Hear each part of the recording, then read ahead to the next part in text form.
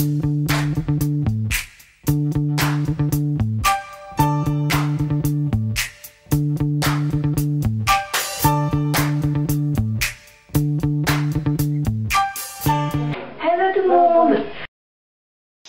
pour ne pas changer, j'applique le Hot Style Iron Finish de la gamme Techni-Art de L'Oréal Professionnel Paris.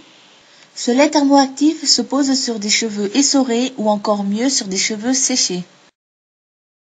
On passe un petit coup de brosse pour défaire les nœuds restants.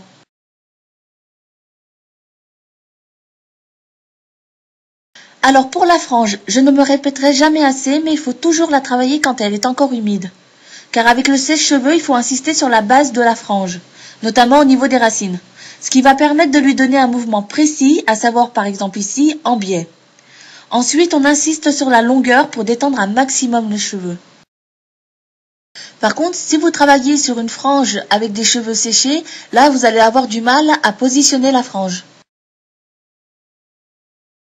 Enfin, on termine avec la brosse ronde qui va finaliser le brushing. Après avoir terminé de sécher le reste de mes cheveux, je vais m'attaquer au crépage du dessus de ma chevelure. Pour cela, munissez-vous d'une laque. Donc ici, j'utilise le Airfix Force 5 de la gamme Techni-Art de L'Oréal Professionnel Paris. Ensuite, d'un peigne à queue. Ou alors tout simplement un peigne avec des dents très serrées. Saisissez une large bande de cheveux, puis crêpez. Alors en faisant des mouvements de va-et-vient.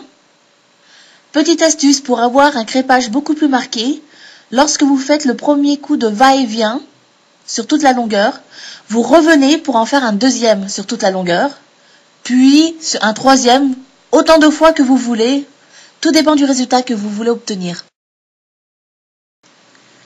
Ensuite, il suffit de répéter les mêmes gestes avec les autres mèches qui constituent le dessus de votre chevelure. Alors par contre, faites très attention et pensez bien à prendre des mèches au-dessus de la chevelure, mais qui se trouvent à l'arrière de votre tête. Il est très important parce que sinon, si vous crêpez que le dessus, derrière vous allez avoir quelque chose de très aplati. Puis, à l'aide d'une brosse à poil de sanglier, maîtrisez votre crêpage. Il suffit juste de placer les mèches là où vous voulez. Bien évidemment, vous pouvez utiliser une brosse normale. Par contre, celle-ci aura tendance à déstructurer votre crêpage et donc à ramollir votre volume. Contrairement aux brosses à poil de sanglier qui, eux, vont plus tendance à caresser les cheveux crêpés et donc en fait vous permettre d'obtenir un rendu plus lisse sans pour autant déstructurer votre crêpage. Ma frange étant trop longue, je vais la fixer avec une pince plate. Comme vous pouvez le voir, j'ai quelques mèches rebelles qui s'échappent, alors j'utilise donc soit du spray, soit de la laque.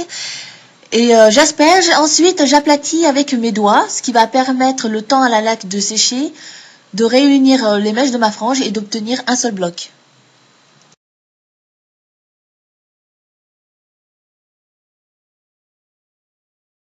Là on attaque la partie la plus longue, à savoir le bouclage des cheveux.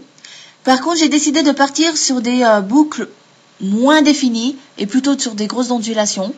Donc pour cela, vous allez prendre des plus grosses mèches que d'habitude. Ensuite, passer votre fer à boucler ou à lisser très rapidement. Donc si c'est un fer à boucler, vous pouvez remonter jusqu'en haut de la base du cheveu, il n'y a pas de souci. Si c'est un fer, préférez plutôt commencer à, on va dire, un tiers de la base du cheveu. Donc tout simplement, ça va vous permettre en fait de boucler que le bout, ou alors on va dire la moitié de la mèche, et obtenir des grosses ondulations plus facilement.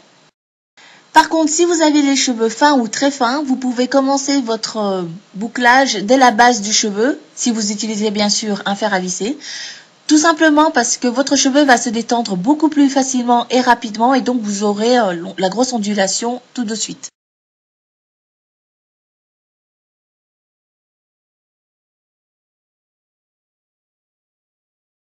Et voilà, le gros du travail est terminé. Maintenant, on passe aux coiffures. Donc, comme l'indique le titre, je m'inspire beaucoup des coiffures de Jennifer Love Hewitt dans son personnage de Melissa Gordon dans la superbe série Ghost Whisperer.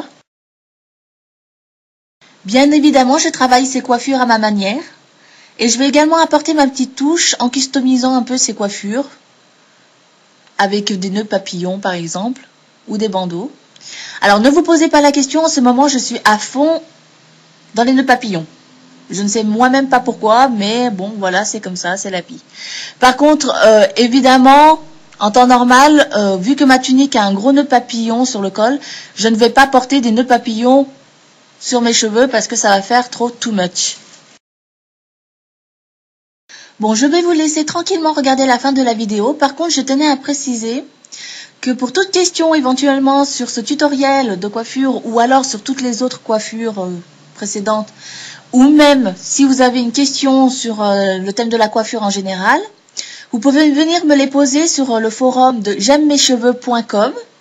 Donc en entrant sur le site, vous allez voir donc un onglet forum. Vous cliquez dessus et ensuite vous posez votre question. Mais d'abord, il faut d'abord s'inscrire. Je suis désolée, mais voilà, ça se passe comme ça. Et donc pourquoi je préférerais plutôt que vous posiez les questions là-bas? Tout simplement ce qui nous permettra de mieux regrouper les questions et réponses. Et ainsi cela m'éviterait de répéter toujours les mêmes réponses aux mêmes questions. Voilà, j'espère que vous comprendrez. Mais ce sera beaucoup plus facile pour vous également de repérer les questions auxquelles vous vous posez. Donc en allant sur le forum, si vous repérez votre question, hop, vous cliquez dessus, vous aurez votre réponse tout de suite. Je vous remercie beaucoup en tout cas. Et voilà pour ce tuto. Donc j'espère encore une fois qu'il vous a plu. Et puis je vous dis à très bientôt et au prochain tutoriel de coiffure. Bye bye.